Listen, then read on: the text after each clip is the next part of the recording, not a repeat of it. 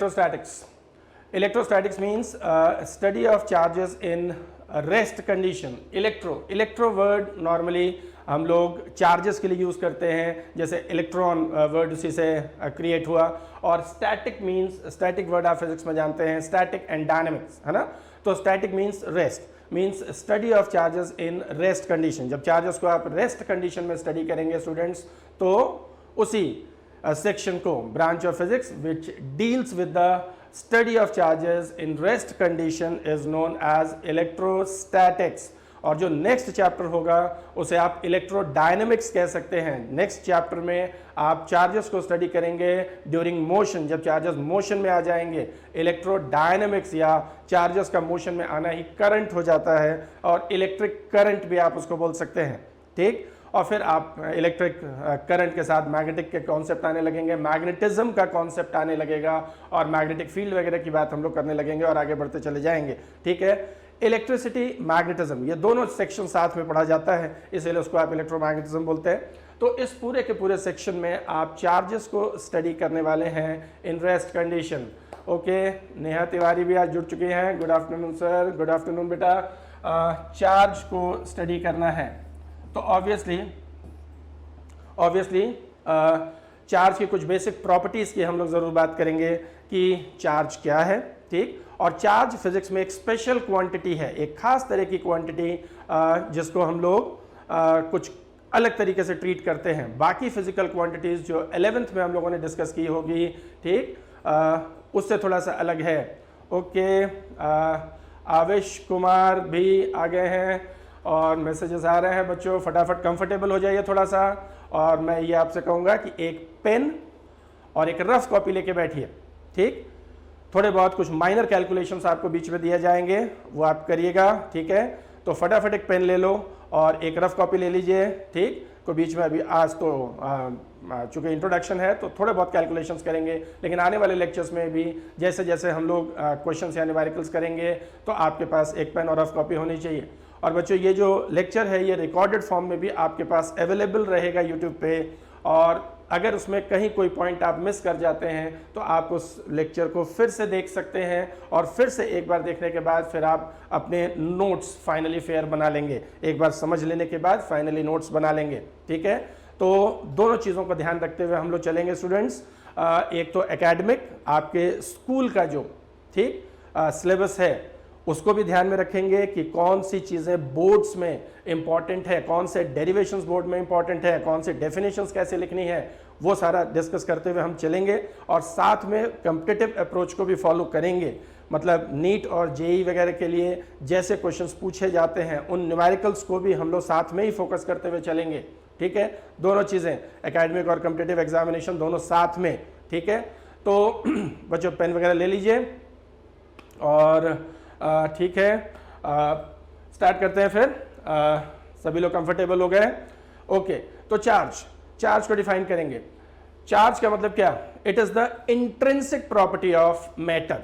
ये fundamental property है matter की, जस्ट लाइक मास। जैसे मास एक फंडामेंटल प्रॉपर्टी, कहीं भी मैटर है तो वहां पर मास एग्जिस्ट करेगा, बिल्कुल चार्ज भी वैसे ही एक फंडामेंटल प्रॉपर्टी है, ठीक, मैटर की। लेकिन कैसी प्रॉपर्टी? ऐसी प्रॉपर्टी कि मैटर के पास जब चार्ज होगा तो वो इलेक्ट्रिकल और मैग्नेटिक इफेक्ट्स को शो करने लगेगा, ठीक। तो अगर बच्चों को चार्ज डिफाइन करने के लिए बोलता है तो बिल्कुल पूरे के पूरे इस पूरे चैप्टर में ही आप चार्ज की बात करेंगे, तो ऑब्वियस बात है ये एक बड़ा जायज सा क्वेश्चन बन जाता है कि आदमी पूछता है भाई इलेक्ट्रोस्टैट्स तो आपने पढ़ा, डिफाइन चार्ज, है ना। और मोस्ट ऑफ द टाइम हम चार्ज के बारे में समझते होते हैं बट नहीं बता पाते। तो डिफाइन चार्ज, तो क्या डिफाइन करेंगे? Charge is the intrinsic property of matter by which a body shows electrical and magnetic effects. क्या बोलेंगे? It is the intrinsic property, charge को बोलेंगे it is the intrinsic property, intrinsic property of matter, intrinsic property of matter by which a body shows electrical and magnetic effects, electrical and magnetic effects, ठीक है। Intrinsic property, of course ये matter के अंदर है, ठीक, intrinsic property है, extrinsic नहीं, बाहर से नहीं इसका कुछ इफेक्ट है। इंट्रिंसिक प्रॉपर्टी है मैटर की, फंडामेंटल प्रॉपर्टी है मैटर की, ठीक, और जिसकी वजह से हम इलेक्ट्रिकल और मैग्नेटिक इफेक्ट्स, इलेक्ट्रिकल इफेक्ट्स वो कौन से इफेक्ट्स हैं ये आगे इसी चैप्टर में हम लोग डिस्कस करेंगे। और of course charge magnetic properties भी शो करता है जब वो मोशन में आ जाता है, ठीक है। तो इलेक्ट्रिकल और मैग्नेटिक प्रॉपर्टीज शो हो रही हैं जिस प्रॉपर्टी की वजह से, ऐसे इंट्रिंसिक प्रॉपर्टी को हम लोग चार्ज बोलेंगे, ठीक है। तो कुछ बेसिक डिस्कशन हो जाए पहले चार्ज के बारे में, ठीक है, कि चार्ज की बेसिक प्रॉपर्टीज का डिस्कशन हम लोग कर लें, ठीक है। तो एक खास क्वांटिटी है बाकी फिजिक्स की क्वांटिटी से अलग। देखिए किसी भी फिजिकल क्वांटिटी को जब हम लोग स्टडी करना शुरू करते हैं तो सबसे पहली चीज उसके यूनिट की बात आ जाती है कि अगर हम फिजिक्स में कोई भी क्वांटिटी डिस्कस कर रहे हैं, ठीक, कोई भी क्वांटिटी आपने डिफाइन की, ठीक है, तो उसको हम डिस्कस करते हैं। एक अंजलि द्विवेदी ने क्वेश्चन भेजा है, does this electrostatics contains both chapters 1 and 2 of the NCERT. Of course electrostatics, जब तक आप चार्ज को रेस्ट में स्टडी कर रहे हैं तो दैट इज इलेक्ट्रोस्टैटिक्स, और जैसे ही चार्ज मोशन में आ जाएगा, ठीक है, तो ऑफ कोर्स बच्चों कैटेगराइज कर लेते हैं अलग अलग तरीके से, है ना, कि सेक्शन वाइज, जैसे इलेक्ट्रिक फील्ड, पोटेंशियल, ठीक है, देन हम आगे बढ़ते हैं और उसके बाद electrostatic potential energy, motion of the charge particles, और गॉस थ्योरम वगैरह की बात आएगी, कैपेसिटर की बात आएगी।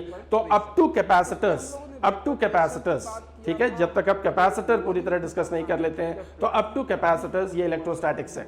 और कैपेसिटर्स के बाद चार्जेस को आप मोशन में डिस्कस करने लगेंगे तो उस चैप्टर का नाम इलेक्ट्रिक करंट होगा, ठीक है, ठीक। तो इंट्रिंसिक प्रॉपर्टी ऑफ मैटर, ठीक, by which a body shows electrical and magnetic effects, ठीक है। हाँ, तो बेसिक प्रॉपर्टीज, पहले यूनिट की बात कर ली जाए कि जब किसी भी फिजिकल क्वांटिटी को आप डिस्कस करते हैं तो उसके यूनिट की बात की जाती है कि कौन सा यूनिट कैसे मेजर करेंगे। और जब तक आप किसी फिजिकल क्वांटिटी को प्रॉपरली मेजर नहीं कर लेते, ठीक, मेजर नहीं कर लेते, एक मिनट आदेश, बैकग्राउंड में संदीप सर की आवाज आ रही है, क्या मेरी वॉइस क्लियर नहीं है? Students, are you getting my voice clear? Please message me. Is it okay? Voice clear है? Audio, video, are you getting it clear? Please message me. Okay, yes sir, clear है. Okay, done. Okay, done. Okay, done. We are moving forward. ठीक है, तो units की बात करते हैं।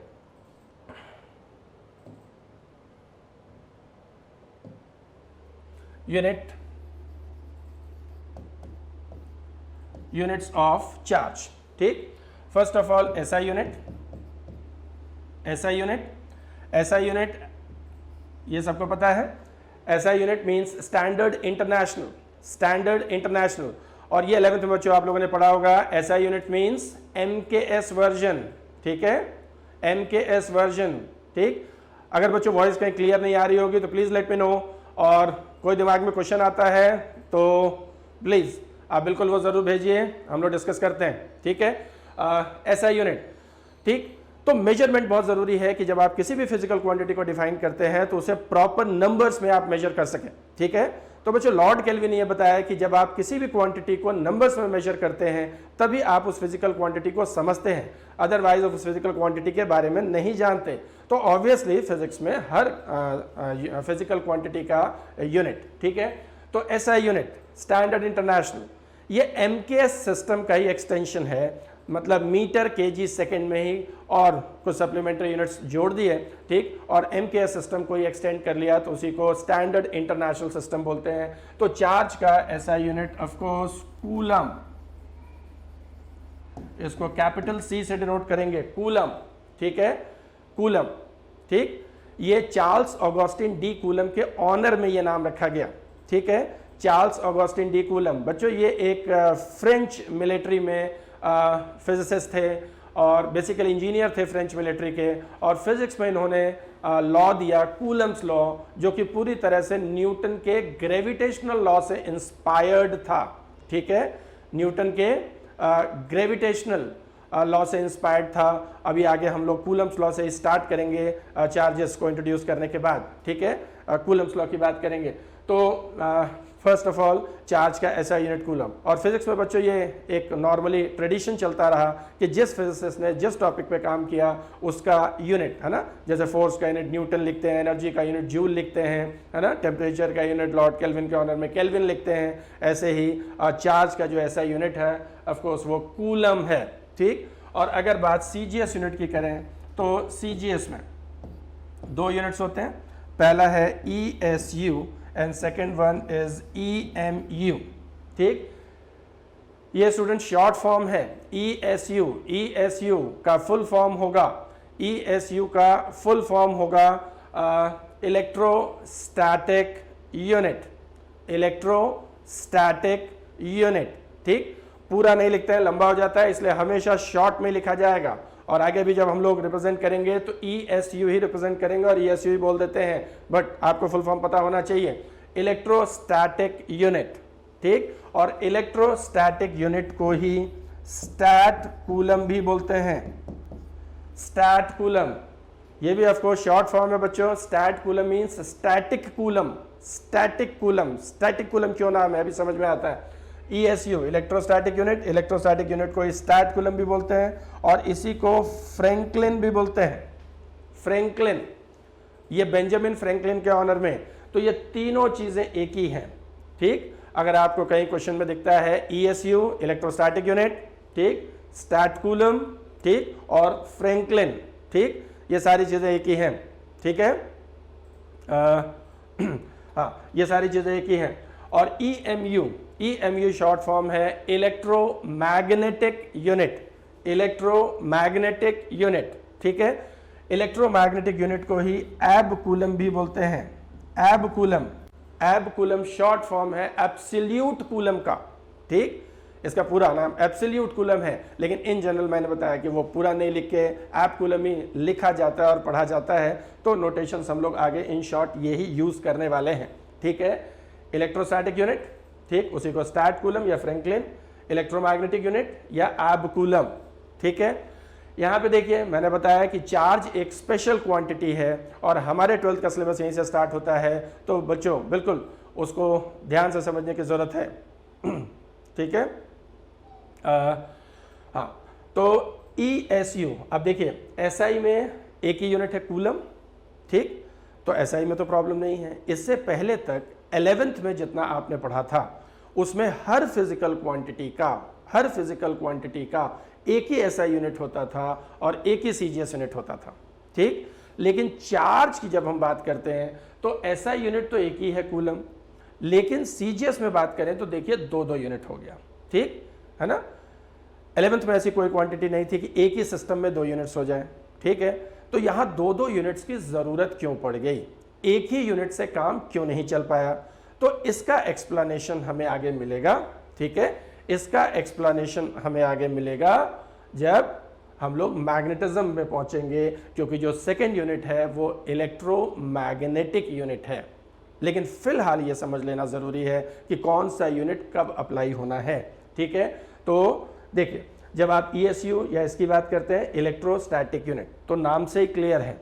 ठीक है, अभी फिलहाल ये क्लियर हो जाए, फिर आपको समझ में आ जाएगा जब हम लोग बात करेंगे कि कहाँ से ESU आया, फिर कूलम कैसे आया, EMU क्यों आ गया।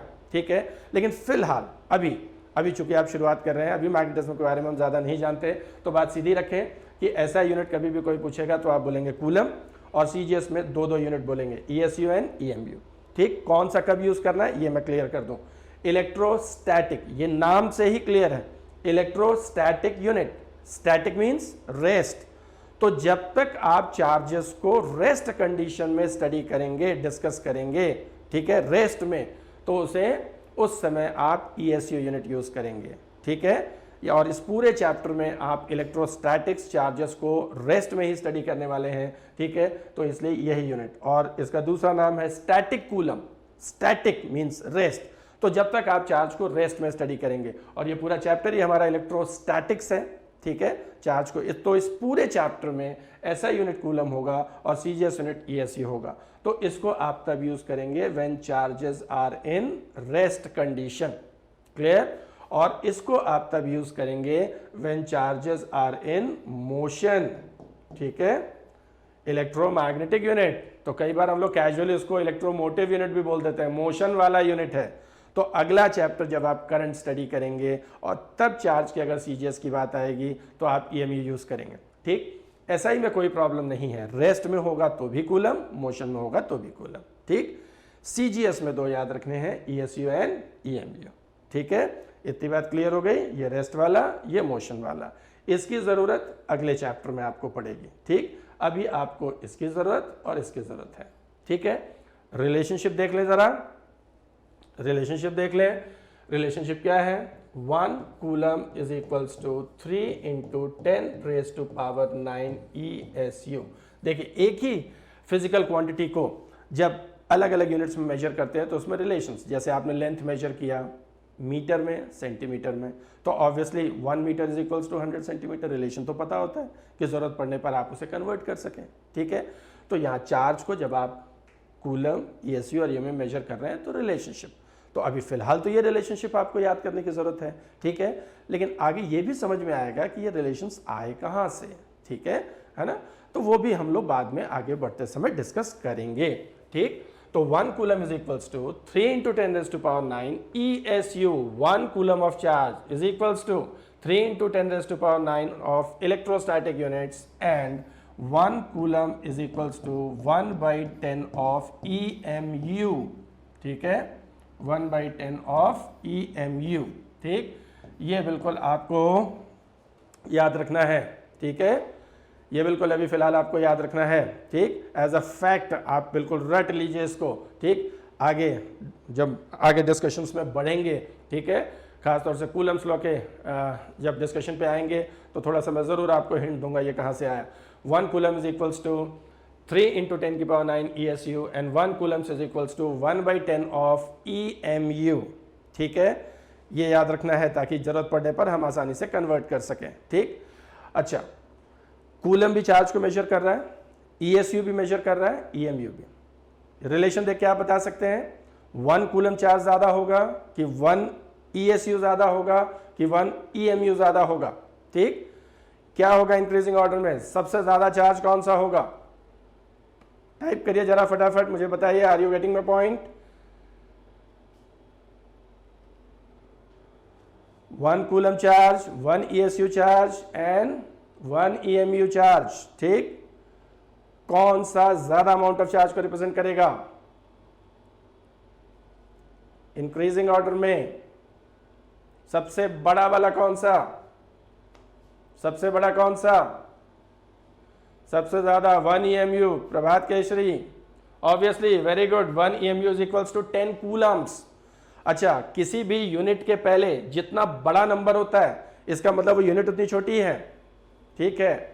Ankita Kumari, EMU, okay okay, EMU सबसे ज्यादा है और 1 EMU charge is equals to 10 coulombs of charge, okay, ठीक। एंड 1 ESU की बात करें तो 1/3 इंटू 10⁹, ठीक। अच्छा, अगर मैं आपसे छोटी सी बात पूछ लूं,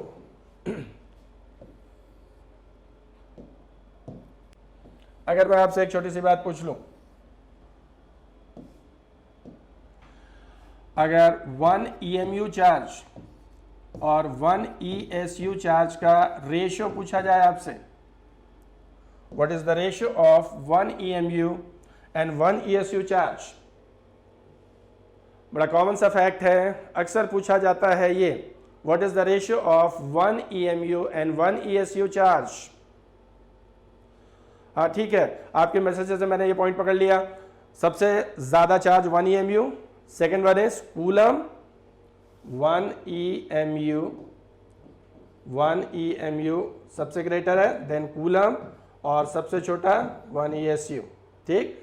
मतलब एक CGS यूनिट SI यूनिट से बड़ा है और एक छोटा है ना, SI यूनिट बीच में। अगर मैं आपसे बात करूं कि 1 EMU और 1 ESU चार्ज का ratio, what is the ratio of 1 EMU and 1 ESU charge? देखिए दोनों चार्ज को ही मेजर कर रहे हैं बट यूनिट्स डिफरेंट है, और तब तक आप रेशियो नहीं निकाल सकते जब तक यूनिट सेम ना कर लें। जैसे अगर आपसे कोई डिवाइड करने को बोले 1 मीटर डिवाइड करना है 100 सेंटीमीटर से, तो पहला काम आप ये करेंगे कि 1 metre is equals to 100 centimetre और कैंसिल करेंगे 1, ठीक है। हाँ, तो 1 EMU and 1 ESU of charge, आदेश equal to velocity of light in vacuum, velocity of light in vacuum in CGS terms, okay, okay.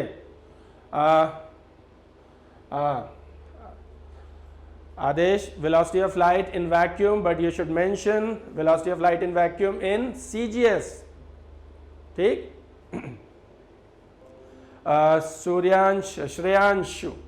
Shreyanshu, 3 into 10 raised to power 10, very good, 3 into 10 raised to power 10, very good। Arpit Pandey, okay okay, बिल्कुल ठीक है। और यहाँ देखिए 1 EMU, तो ऐसा करते हैं यूनिट सेम कर लेते हैं, ठीक। तो इन दोनों को मैं कूलम में कन्वर्ट कर दे रहा हूँ। 1 EMU is equals to 10 coulomb, तो 1 EMU is equals to 10 coulomb, यहाँ से ये रिलेशन यूज किया, 1 EMU is equal to 10 coulombs, and 1 ESU ये दिख रहा है, 1 ESU is equals to 1/3 into 10 raised to power 9 coulombs, ये coulomb coulomb cancel and you will get 3 into 10 raised to power 10, ठीक। ये ऊपर चला जाएगा, एक 10 पहले से है, 3 into 10 की पावर 9 है, तो 3 into 10 raised to power 10, ठीक है। और अगर हम वेलोसिटी ऑफ लाइट की बात करते हैं तो ये ऑब्वियसली सबको मालूम है कि velocity of light in vacuum is 3 into 10 raised to power 8 meters per second। लेकिन अगर मैं इसको CGS में कन्वर्ट कर दूं, CGS में, तो this is 3 into 10 raised to power 10 centimetre per second, you can write, okay, 3 into 10 raised to power 10 centimetre per second, ठीक। और यहां देखिए वही आ रहा है 3 into 10 raised to power 10, ठीक है। इसका मतलब चार्ज के दोनों CGS यूनिट्स को जब आप डिवाइड करते हैं तो you will gate velocity of light in CGS terms, CGS terms, ठीक है। तो 1 EMU 1 ESU का ratio 3 into 10 raised to power 10, ठीक है, सेंटीमीटर पर सेकेंड यूनिट होता है, बट यहाँ यूनिट की कोई बात नहीं हो रही है ना। अब यहाँ पर देखिए, मतलब हम ऐसे भी लिख सकते हैं कि 1 EMU 1 ESU, you can right this is velocity of light in vacuum in CGS terms, ठीक। C से डिनोट कर लेते हैं वेलोसिटी ऑफ लाइट को, ठीक है। हाँ, आवेश कुमार करेक्ट है, बिल्कुल ठीक है।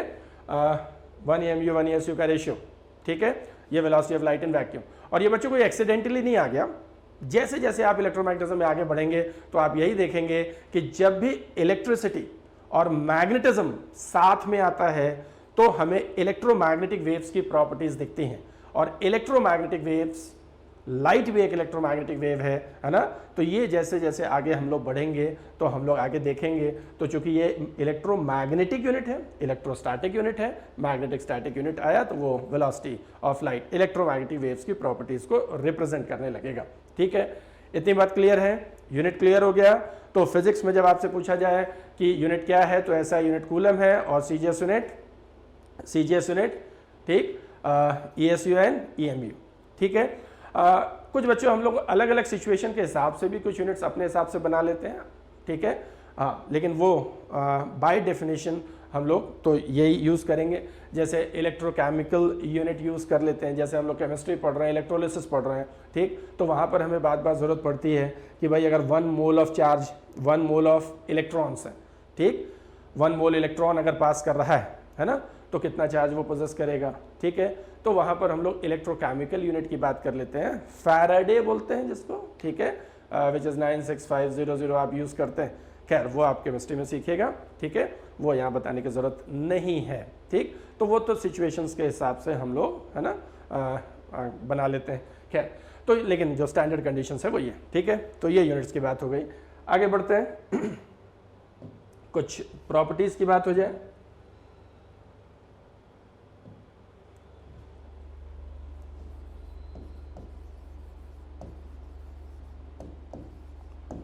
Properties of charge. First,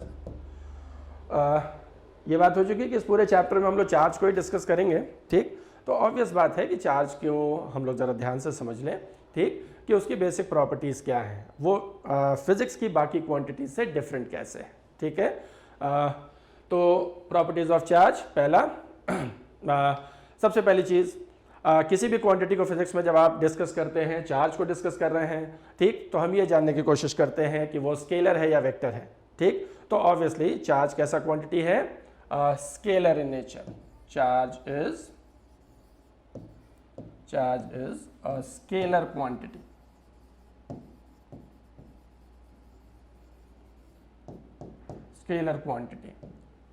which is additive in nature,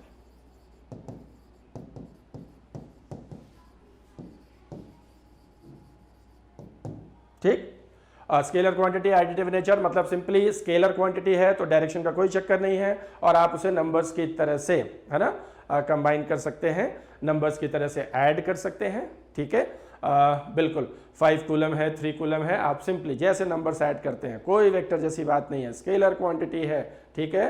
हाँ, Ankita Kumari scalar, okay. Shyam Jha, good evening sir, okay, ठीक है। स्केलर क्वांटिटी है which is additive in nature, मतलब सिंपल नंबर्स की तरह से आप उसे कंबाइन करेंगे और ऐड करेंगे, ठीक है। स्केलर क्वांटिटी, ठीक। डायरेक्शन की कोई बात चार्ज को स्टडी करते समय आप नहीं करते, ठीक ना।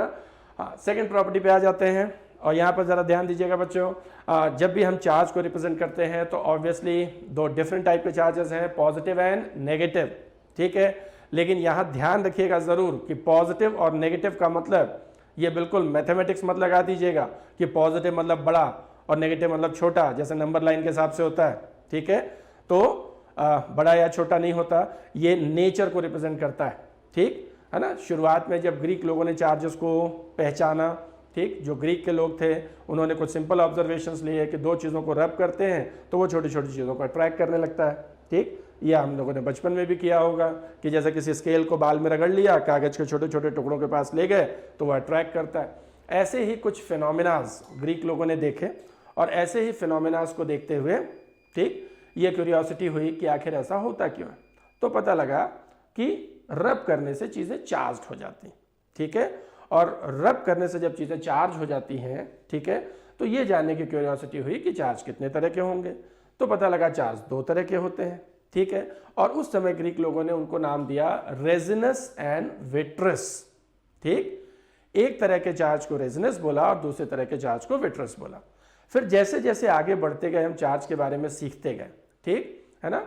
तो बाद में माइकल फैराडे ने बताया, ठीक, कि उनको जब उन्होंने ऑब्जर्व किया कि ये दोनों चार्जेस का नेचर बिल्कुल डिफरेंट है तो उन्हें ये बात ज़्यादा लॉजिकल लगी। रेजोनेंस विट्रस नाम थोड़ा कॉम्प्लिकेटेड लगा, ठीक। तो उन्होंने एक चार्ज को, रेजोनेंस को नेगेटिव और विट्रस को पॉजिटिव, उन्होंने कहा कि चार्जेस को हम प्लस माइनस नेगेटिव पॉजिटिव लिखें तो लिखना आसान हो जाएगा, ठीक, रिप्रेजेंटेशन आसान हो जाएगा। प्लस माइनस लिख दिया, काम खत्म हो गया, पूरा रेजोनेंस विट्रस नहीं लिखना, ठीक है।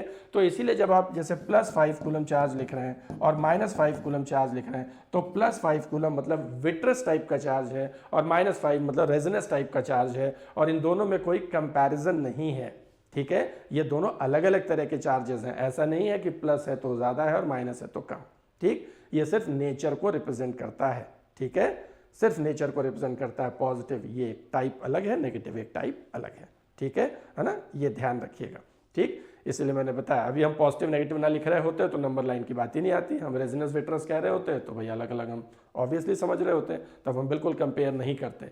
लेकिन हम लोग प्लस माइनस यूज़ करते तो अक्सर ये थोड़ा सा हमारे जहन में आ जाती है बात, तो ये ध्यान रखना है, ठीक। तो first point is charge is a scalar quantity which is additive in nature, ठीक है।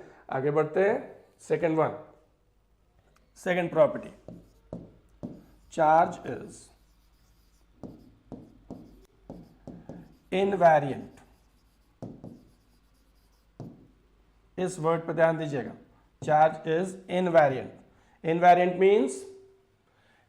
मीन्स ऑब्वियसली लिटरली मतलब सबको समझ में आ रहा होगा, वेरिएंट वेरिएबल, इसका मतलब जो चेंज करे, और इनवेरिएंट ये उसका एंटोनिम हो गया, इसका मतलब जो चेंज नहीं करेगा। तो चार्ज चेंज नहीं करेगा और कब चेंज नहीं करेगा ये समझना जरूरी है। तो चार्ज इज इनवेरिएंट, इसका मतलब that is charge does not varies with velocity। ये पॉइंट क्लियर है बच्चों? Charge does not varies with velocity. ठीक है, मतलब कि अगर वेलोसिटी इंक्रीज या डिक्रीज ठीक नहीं करेगा, ठीक, वेलोसिटी के साथ, तो वेलोसिटी के साथ है ना, चार्ज इनवेरिएंट है। और इनवेरिएंट वर्ड कहीं आता है, इसका मतलब ये वैरी नहीं करेगा। और कब वैरी नहीं करेगा? इसका मतलब वेलोसिटी इंक्रीज या डिक्रीज करने पर चार्ज की वैल्यू चेंज नहीं होगी। ठीक है, वो मैंने लिख दिया, दैट इज इनवेरिएंट का मीनिंग क्या? Charge does not varies with velocity. ये मुझे कहने की क्यों जरूरत पड़ रही है? क्या कुछ ऐसी क्वांटिटीज भी हैं जो वेलोसिटी के साथ चेंज कर जाती हैं और मुझे ये बताने की जरूरत पड़ रही है कि चार्ज वेलोसिटी के साथ चेंज नहीं करता? तो ऐसी कौन सी क्वांटिटीज हैं जो वेलोसिटी के साथ चेंज करती हैं? Let me know. Shreyanshu Kumar, mass, इन्होंने बताया मास वेरी करता है वेलोसिटी के साथ। बाकी लोग एग्री करते हैं? Is it correct? मैसेज करिए। श्याम झा, मास। और कोई क्वांटिटी?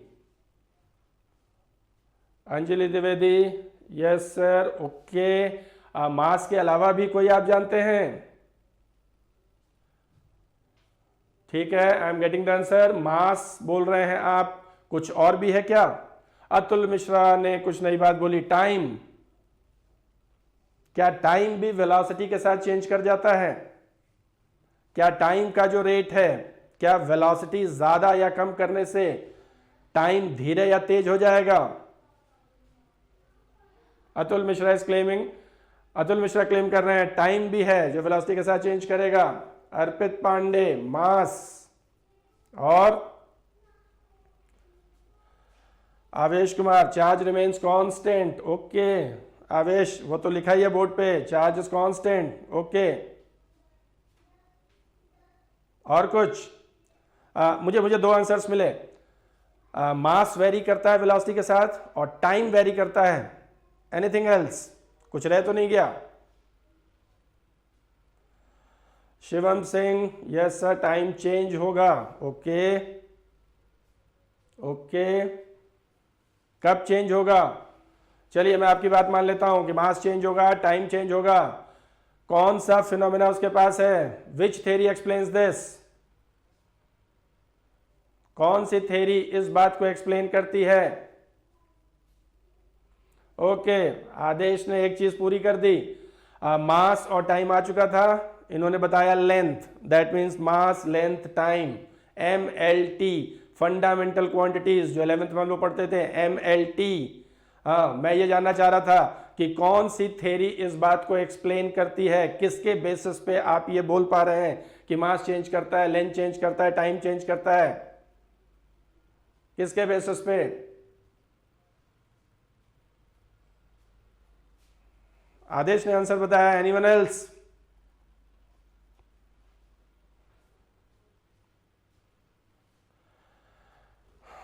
ओके, झा जी ने बताया relativity, theory of relativity, Shivam Singh.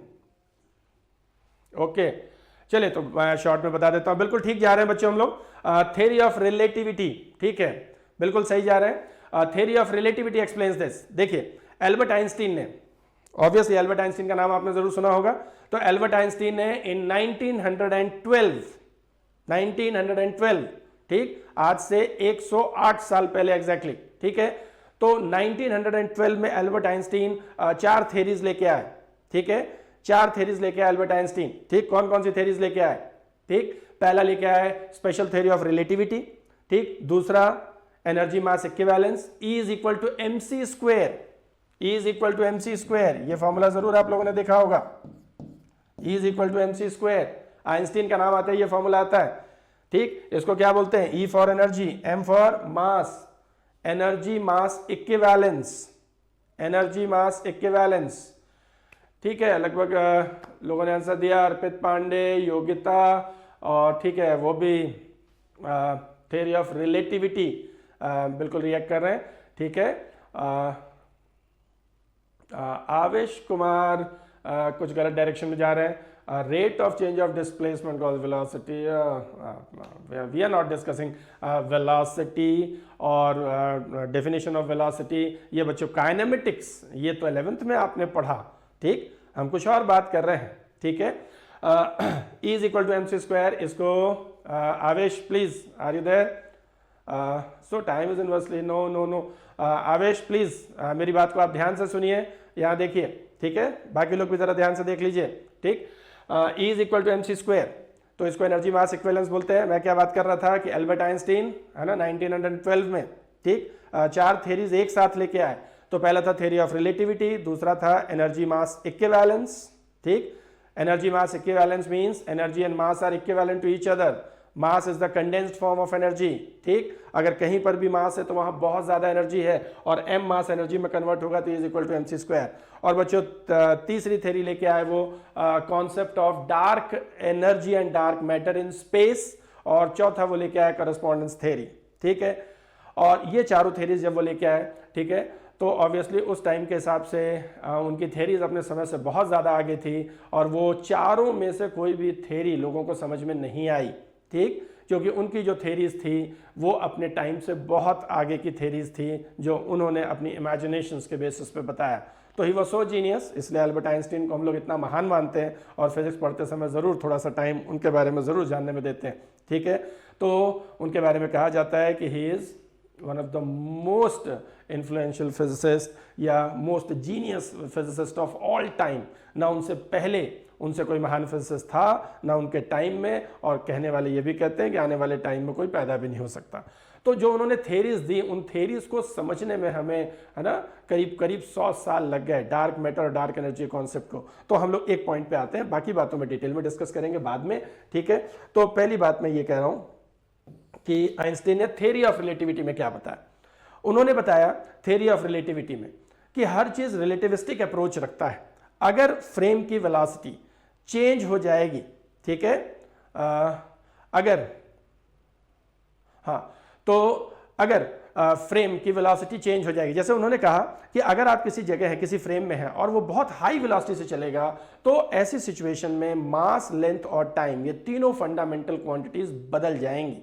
अभी आप मास, लेंथ या टाइम जो आप देखते हैं वो अर्थ के फ्रेम से देख रहे हैं, ठीक है, वो अर्थ के फ्रेम से देख रहे हैं कि अर्थ के फ्रेम में, ठीक है, वो अर्थ के फ्रेम में उनके मेजरमेंट्स को। तो उन्होंने बताया कि अगर जैसे कोई मास है, दिस मास m, जैसे ये कोई मास है, ठीक, ये मास है और इसका मास m नॉट है। m नॉट को मतलब हम क्या बोलेंगे, से दिस इज रेस्ट मास, ठीक है, ये रेस्ट मास, ठीक, मतलब बॉडी अगर बिल्कुल रेस्ट में है तो उसका मास ही है। और जैसे ही आप उसे चलाने लगेंगे v वेलोसिटी से, तो आइंस्टीन ने बोला एनर्जी और mass are equivalent to each other, और जैसे ही आप उसे v वेलोसिटी से चलाने लगते हैं तो उसका कुछ एनर्जी मास में कन्वर्ट होने लगता है, जबकि कोई मैटर नहीं आया बाहर से, ठीक है, उसकी कुछ एनर्जी जो है, ठीक, वो मास में कन्वर्ट होती है और मास बढ़ने लगता है। मतलब जैसे जैसे आप वेलोसिटी को बढ़ाते जाएंगे मास इंक्रीज करता जाएगा। और फॉर्मूला बताया उन्होंने कि बॉडी का जो मास होगा, ठीक, अगर वो v वेलोसिटी से मूव कर रहा है तो this mass is m naught upon √1 minus v square upon c square. ये m नॉट रेस्ट मास है और v velocity of the body है, और c of course velocity of light है इन वैक्यूम, ठीक है, ठीक है। तो m is equal to m naught √1 minus v square upon c square. इसका मतलब रेस्ट में मास सबसे कम होगा, और जैसे जैसे बॉडी की वेलोसिटी बढ़ती चली जाएगी, जैसे आपका मास इस समय कुछ है, अगर आपको बहुत तेजी से चला दिया जाए, आपकी वेलोसिटी ज़्यादा कर दी जाए, तो नेचुरली आपका मास बढ़ने लग जाएगा, जबकि कोई मैटर आपके साथ नहीं जुड़ा, बस ऑटोमेटिकली आपका मास बढ़ने लगेगा, ठीक। और अगर आपकी वेलोसिटी बहुत ज़्यादा हो गई, मतलब मान लीजिए लाइट के बराबर वेलोसिटी आपने अटेन कर लिया, है ना, अगर ये लाइट के बराबर वेलोसिटी हो गई c, तो यहाँ देखिए इसी एक्सप्रेशन में जैसे ही आप c रखेंगे इस एक्सप्रेशन में, ठीक है, जैसे ही आप c पुट करेंगे तो ये c square upon c square 1 minus 1 0, और any number by 0 is infinite, ठीक। तो जैसे ही आप लाइट के बराबर वेलोसिटी अटेन करेंगे तो mass of the body becomes infinite, है ना, ठीक। तो उन्होंने बताया मास तो बढ़ जाता है, यही थ्योरी ऑफ रिलेटिविटी था कि मास रिलेटिव है, इस फ्रेम में मास अलग होगा, दूसरे फ्रेम में अलग होगा, ठीक, फ्रेम की वेलोसिटी पे डिपेंड करेगा, ठीक। दूसरी चीज उन्होंने बताई लेंथ कॉन्ट्रैक्शन, मास तो बढ़ेगा लेकिन लेंथ कम होगा और उसके लिए लेंथ कॉन्ट्रैक्शन इसको कहा जाता है, और उसके लिए एक्सप्रेशन उन्होंने दिया कि L is equals to L naught under root 1 minus v square upon c square, ठीक है।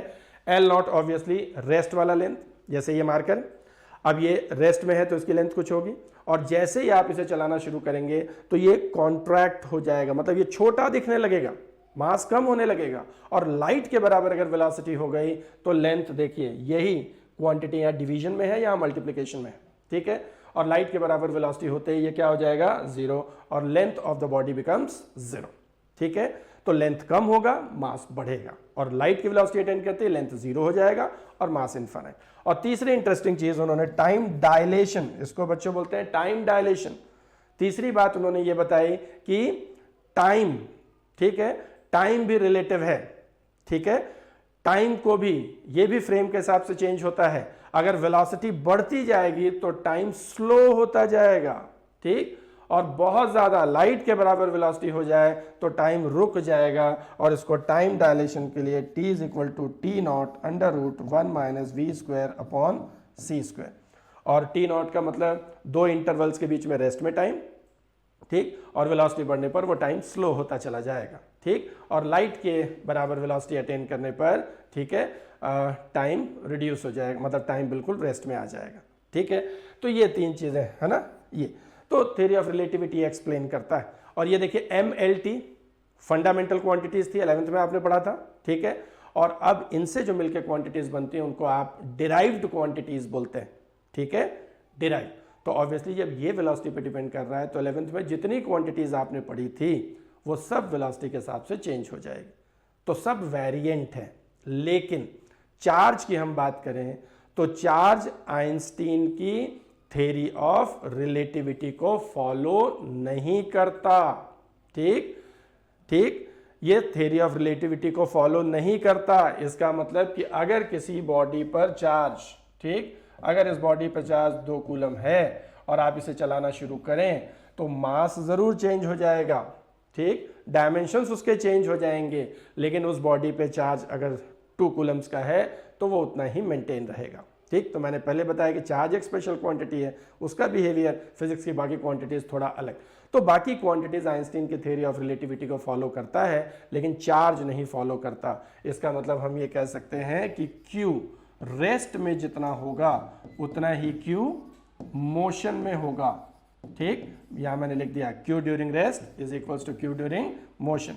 इसका मतलब वेलोसिटी इंक्रीज या डिक्रीज करने पर, ठीक, इंक्रीज या डिक्रीज करने पर, ठीक है, चार्ज की वैल्यू पे इफेक्ट नहीं पड़ेगा, इसलिए चार्ज को हम इनवेरिएंट बोलते हैं। ये एक्सप्रेशंस जो आप देख रहे हैं बच्चों, इनकी ज़रूरत हमें मॉडर्न फिजिक्स में पड़ेगी तो उसके बारे में हम बात करेंगे। इनका एक्सप्लेनेशन हम लोग को नहीं सीखना है बट फॉर्म ज़रूर काम आएगा।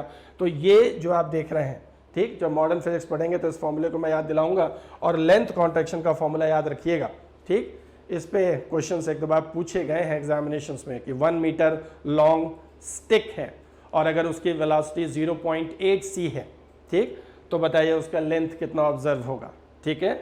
और यहाँ पर टाइम डायलेशन की ज़रूरत आपको नहीं पड़ेगी 12th में, ठीक, तो उसका कोई डिस्कशन आप नहीं करेंगे, ठीक है, ठीक। कुछ लोगों ने पूछा जैसे टाइम ट्रेवल, हाँ ठीक है, टाइम ट्रेवल तो नहीं होता क्योंकि टाइम रुक जाएगा, ठीक, हम आगे या पीछे नहीं जा पाएंगे, ठीक, पीछे नहीं जा पाएंगे क्योंकि उससे लाइट से ज़्यादा वेलोसिटी पे जाना पड़ेगा, और लाइट से ज़्यादा वेलोसिटी मतलब वो अटेन नहीं कर सकते। ये आइंस्टीन के थ्योरी ऑफ रिलेटिविटी का एक one of the basic postulates था कि इस यूनिवर्स में किसी भी चीज़ की वेलोसिटी लाइट की वेलोसिटी से ज़्यादा नहीं हो सकती, ठीक, ये मैक्सिमम पॉसिबल वेलोसिटी है, ठीक है ना। तो इनवेरिएंट का मतलब आई थिंक बच्चों क्लियर हो गया, इनवेरिएंट क्लियर हो गया, कोई डाउट है प्लीज़ टाइप करिए और बताइए मुझे, इज इट क्लियर। हम आगे बढ़ सकते हैं, अब आगे बढ़ सकते हैं, बताइए।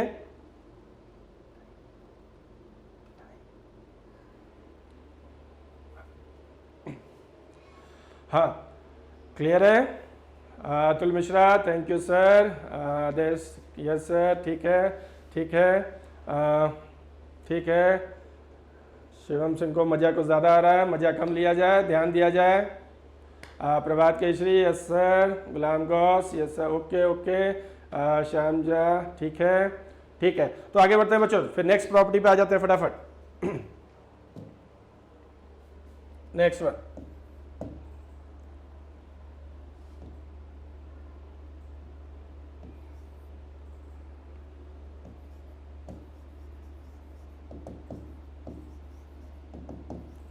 Quantization of charge.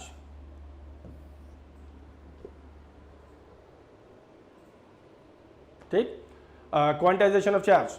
ऑब्वियसली जब हम लोग चार्ज पढ़ते हैं और उसके प्रॉपर्टीज की बात करते हैं तो ये सबसे इंपॉर्टेंट प्रॉपर्टी है, मतलब जो मोस्ट फ्रीक्वेंटली आपसे बार बार पूछ लिया जाता है। ठीक है, तो ये ध्यान देना, quantization of charge.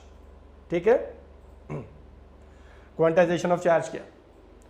Quantization of charge क्या है? बच्चों फटाफट फिर से फोकस करिए, फिर से फोकस करिए। हाँ, क्वांटाइजेशन ऑफ चार्ज। क्वांटाइजेशन का मतलब क्या? क्वांटाइजेशन का मतलब ये जनरल वर्ड है, फिजिक्स और केमिस्ट्री में ये वर्ड बार बार आपको दिखाई देता है और इस वर्ड ने बड़े कमाल के काम किए, ठीक है, जिनकी बात हम लोग आगे करेंगे। तो क्वांटाइजेशन का मतलब क्या? अगर किसी क्वांटिटी को फिजिक्स या केमिस्ट्री में कोई क्वांटिटी है और उसकी वैल्यू अगर कंटिन्यूअस नहीं है, कंटिन्यूअस मतलब जो वैल्यू आप चाहें वो नहीं हो सकती, एक वैल्यू होगी उसके बाद दूसरी वैल्यू होगी उसके बाद तीसरी वैल्यू होगी। ठीक है, ठीक है ना? हाँ, जैसे 1, 1 के बाद 2, 2 के बाद 3, 3 के बाद 4, 4 के बाद 5, मतलब 1 के बाद सीधे 2 होगा, बीच की वैल्यूज पॉसिबल नहीं होंगी। ठीक है, ठीक। अगर ऐसी वैल्यूज है तो हम कहेंगे उस क्वांटिटी के पास डिस्क्रीट वैल्यूज। दो वर्ड बोल रहा हूं बच्चों, डिस्क्रीट एंड कंटिन्यूअस। तो कंटिन्यूअस वैल्यू नहीं होनी चाहिए, कैसी होनी चाहिए? डिस्क्रीट वैल्यूज होनी चाहिए। अगर डिस्क्रीट वैल्यूज हैं तो हम उसे क्या बोलेंगे? ठीक, डिस्क्रीट वैल्यूज है तो हम उसे क्या बोलेंगे? ठीक है, वो क्वांटाइज्ड है ना? इसीलिए क्वांटाइजेशन को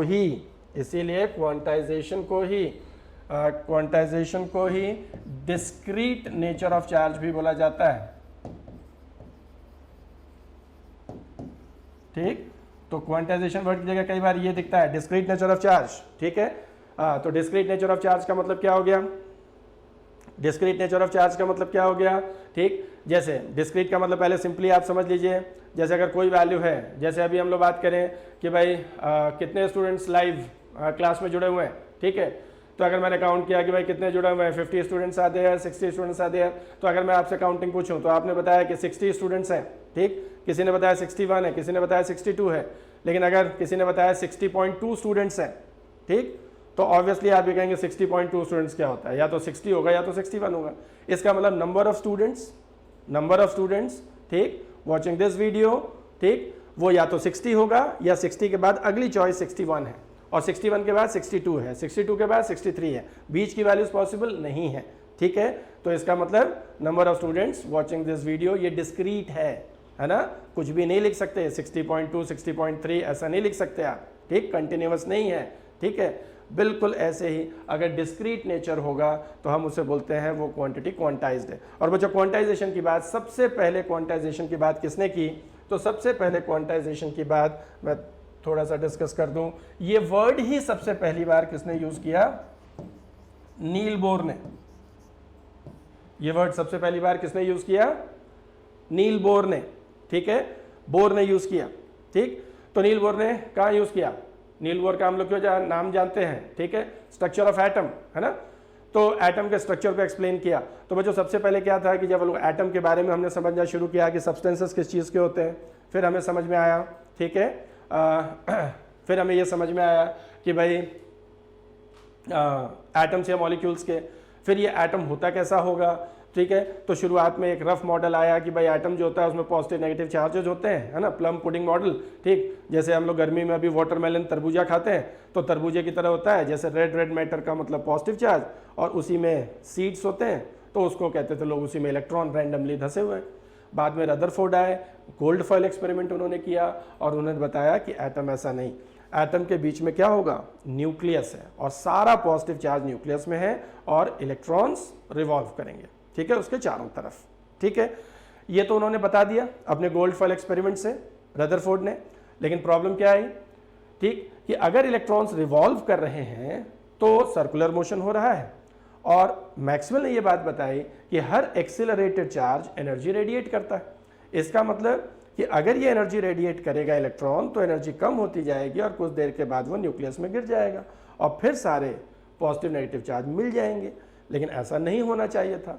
इस बात का कोई एक्सप्लेनेशन रदरफोर्ड के पास नहीं था। स्ट्रक्चर उन्होंने बताया लेकिन वो एक्सप्लेन नहीं कर पाए, ठीक। रदरफोर्ड के स्टूडेंट थे नील बोर, है ना, और बोर ने इस बात को समझा, ठीक है, कि हमारे सर एक्सप्लेन नहीं कर पा रहे हैं तो मुझे कुछ करना पड़ेगा। तो बोर आए सामने और बोर ने उसको एक्सप्लेन किया, ठीक है, और बोर ने बताया।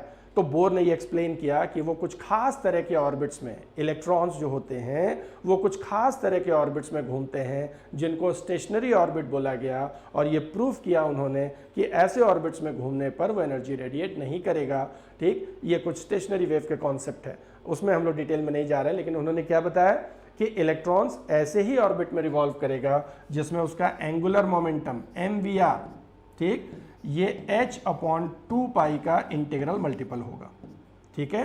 एंगुलर मोमेंटम L से भी डिनोट करते हैं MVR, ये h/2 पाई का मल्टीपल।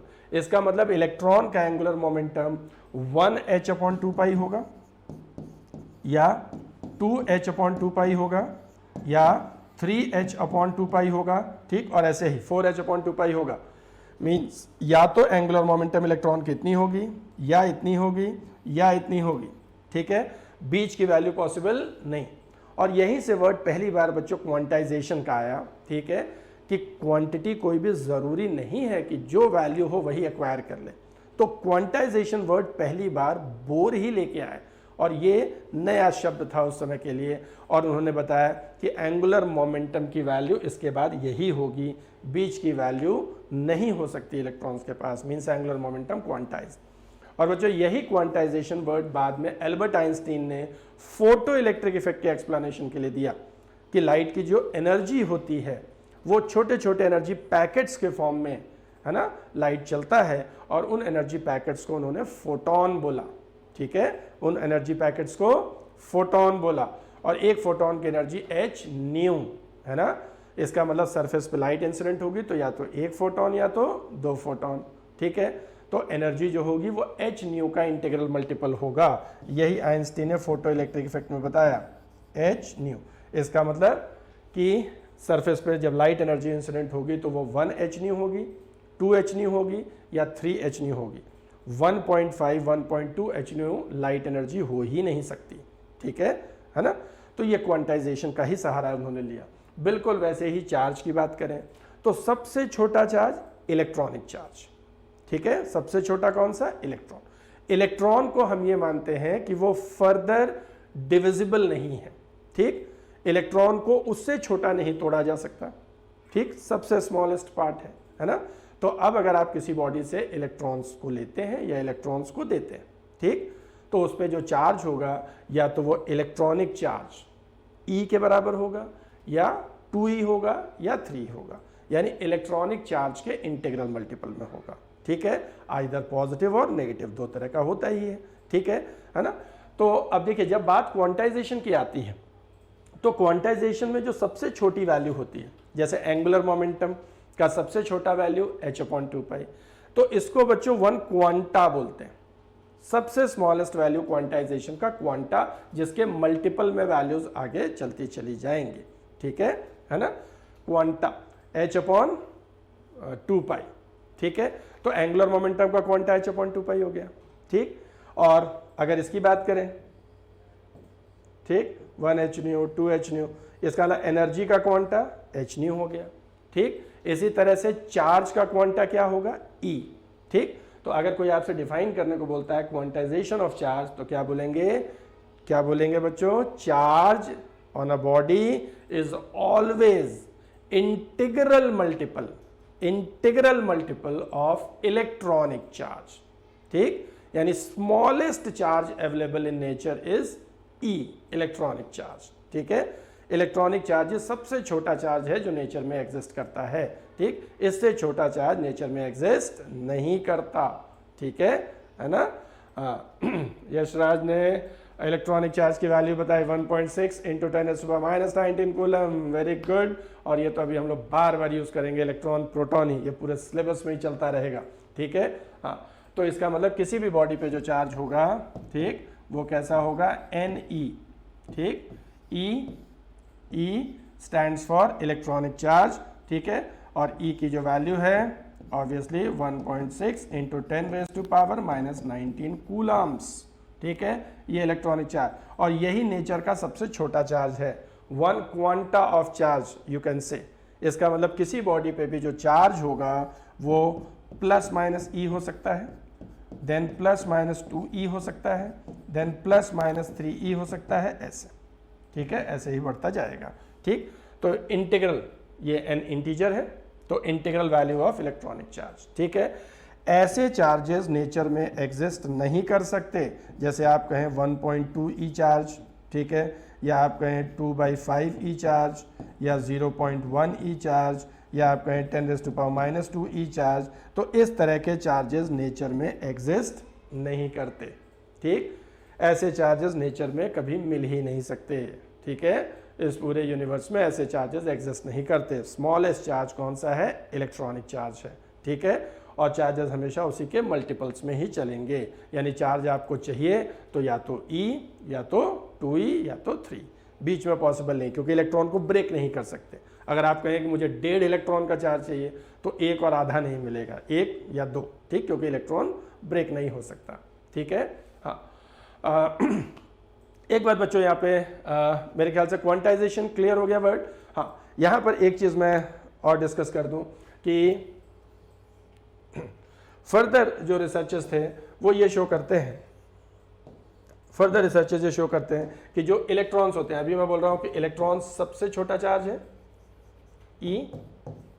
ठीक है, सबसे छोटा चार्ज है। ठीक, फर्दर रिसर्चर्स जब हम लोग इन्वेस्टिगेट करने लगे, इलेक्ट्रॉन्स के बारे में समझने लगे, ठीक है, तो इलेक्ट्रॉन्स के बारे में जब समझने लगे तो ये देखा गया कि जो इलेक्ट्रॉन्स हैं, these electrons are made up of quarks. ठीक, इलेक्ट्रॉन्स किस चीज के बने होते हैं, क्वार्क्स। ठीक, तो क्वार्क्स के बने होते हैं, तो ये क्वार्क 2 होते हैं। ठीक, ये क्वार्क्स बच्चों डंबल शेप के होते हैं and they are twisted together. ठीक, और 2 क्वार्क से मिलकर एक इलेक्ट्रॉन बनता है, और क्वार्क पे जो चार्ज होता है 1/3E एंड 2/3E। एक क्वार्क पे 1/3, 2/3, और दोनों साथ में ट्विस्टेड रहते हैं और इलेक्ट्रॉन बनता है। तो 1/3, 2/3E ऐड करेंगे तो ऑब्वियसली E आ जाएगा। ठीक, ठीक है, तो ये क्वार्क के कॉन्सेप्ट के आने के बाद, है ना, ये थोड़ा सा क्यूरियोसिटी हुई कि कहीं क्वांटाइजेशन बदल तो नहीं जाएगा, क्योंकि सबसे छोटा चार्ज तो अब E/3 हो गया, है ना। लेकिन इस क्वार्क के कॉन्सेप्ट के आने के बाद भी क्वांटाइजेशन का कॉन्सेप्ट चेंज नहीं हुआ, इसलिए क्योंकि क्वार्क्स को सेपरेट ही नहीं कर सकते, वो हमेशा पेयर में ही एग्जिस्ट करता है, उसे अलग किया ही नहीं जा सकता। तो 2 क्वार्क हमेशा जब पेयर में रहेगा तो ऑब्वियसली सबसे छोटा चार्ज E ही है। तो क्वार्क के कॉन्सेप्ट के आने के बाद भी हमारा क्वांटाइजेशन रूल नहीं चेंज हुआ। हम लोग आज भी यही मानते हैं कि सबसे छोटा चार्ज इलेक्ट्रॉनिक चार्ज। ठीक है ना। तो ये क्वार्क्स जो होते हैं ये हमेशा ऑलवेज एग्जिस्ट इन पेयर्स, ये हमेशा पेयर में एग्जिस्ट करता है। ठीक है, ऑलवेज एग्जिस्ट इन पेयर्स। ठीक है, सेपरेट नहीं हो सकता। नेचर में ऐसी बहुत सी चीज़ें होती है पेयर, जैसे मैग्नेट आपने देखा होगा, उसके पोल्स नॉर्थ साउथ, मैग्नेट तोड़ दीजिए फिर नए पेयर जनरेट हो जाते हैं। ठीक, और मैग्नेटिज्म हम कहते हैं कि, है ना, मोनोपोल एग्जिस्ट नहीं करता, पेयर में ही रहता है। ठीक, फोर्सेस भी हमेशा नेचर पेयर में ही आता है, हर एक्शन के साथ एक रिएक्शन आता है। ठीक है, इंडिपेंडेंट, है ना, नहीं, ठीक है, अलग अलग फोर्सेस डेवलप नहीं, सिंगल फोर्स नहीं डेवलप किया जा सकता, एक्शन के साथ रिएक्शन होगा ही। ऐसे ही क्वार्क्स भी हमेशा पेयर में ही एग्जिस्ट करेगा, है ना, इंडिपेंडेंट नहीं। ठीक है बच्चों, एक दो बातें मैं डिस्कस कर लूँ आप लोग के साथ। आज पहला लेक्चर था और इस लेक्चर का इलेक्ट्रोस्टैटिक्स जो हम लोग पढ़ रहे हैं, इसके क्वेश्चंस, ठीक, और इसके जो थेरीज वगैरह हैं, ठीक है।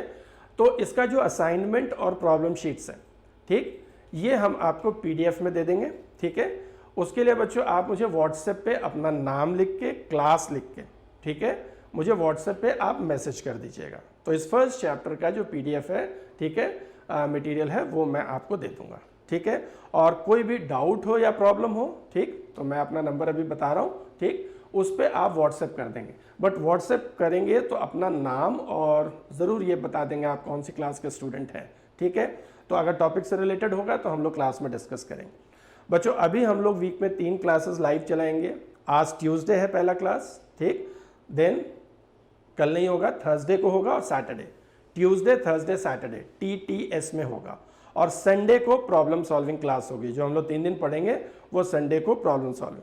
तो जो भी आपके प्रॉब्लम्स हैं आप मुझे भेज देंगे, संडे को हम लोग उसको डिस्कस कर लेंगे, ठीक है। और या अपनी तरफ से भी कुछ प्रॉब्लम्स हम जो जेई और नीट के जो क्वेश्चंस हैं क्लास में तो करेंगे ही, उसके अलावा क्वेश्चंस हम लोग वो संडे को करेंगे, ठीक है। और तो नेक्स्ट क्लास में हम लोग बच्चों परसों मिलेंगे एट द सेम टाइम 3 बजे। मैं अपना नंबर दे रहा हूँ, ठीक है, बोर्ड पे लिख दे रहा हूँ। इस नंबर पे आप मुझे व्हाट्सएप करेंगे, ठीक है, स्टडी मटेरियल वगैरह के लिए। और कोई डाउट या कोई कन्फ्यूजन होगा तो मेरे साथ आप डायरेक्ट टच में रहेंगे।